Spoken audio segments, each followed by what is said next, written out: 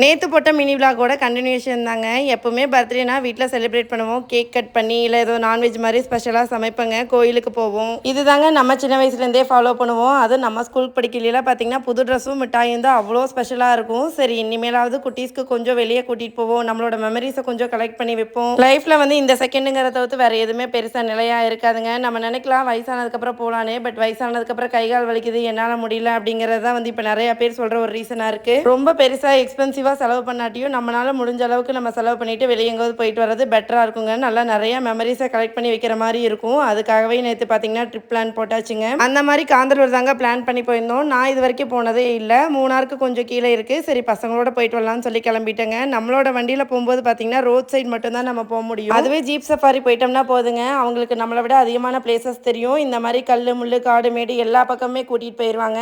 One day ட்ரிப்புக்கு நல்ல ஒரு பிளேஸுங்க. எப்போது ஃபியூச்சர்ல நீங்களும் ஒன்ஸ் விசிட் பண்ணி பாருங்க.